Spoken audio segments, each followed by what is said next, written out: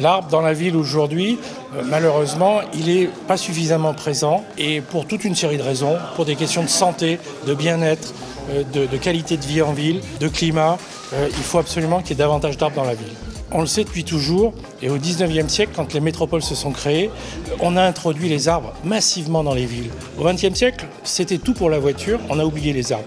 Aujourd'hui, on a plein de données scientifiques qui montrent pourquoi il faut planter des arbres, et on commence seulement à se préoccuper de cette question. Les arbres, ce sont des climatiseurs naturels.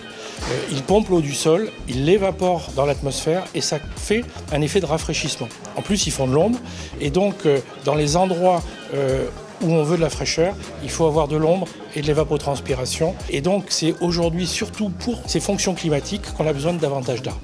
Quand on regarde la localisation des arbres et les températures, on s'aperçoit que tous les endroits frais, c'est les endroits où il y a des arbres.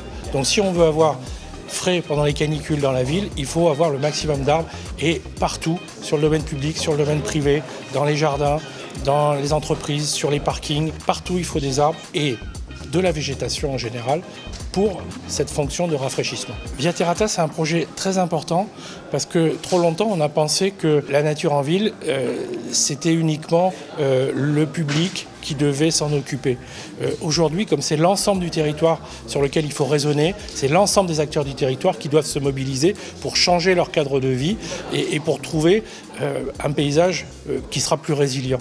Et donc, Via Terrata, en mobilisant les acteurs privés, peut être un levier pour cette démultiplication de la renaturation de la ville. La place Bellecour, elle a 4 siècles. Elle a été créée du temps d'Henri IV. Il y avait un mail de tilleul et une place d'armes ouverte pour les défilés militaires. Aujourd'hui, elle est toujours dans cette configuration du début du XVIIe siècle, alors qu'on est à la 4e génération d'arbres qui a été replantée il y a une dizaine d'années dessus.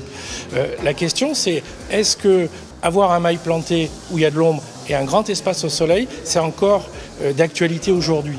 Et là-dessus, si on questionne les habitants, ils veulent de la fraîcheur et la place Bellecour pourrait être un grand îlot de fraîcheur. Il y a des problèmes techniques avec le parking qui est dessous, mais c'est possible. Le problème, c'est plutôt le conservatisme, notamment des architectes des monuments historiques, pour qui cette forme historique prévaut sur une évolution pour répondre à la demande sociétale. Donc le débat est ouvert.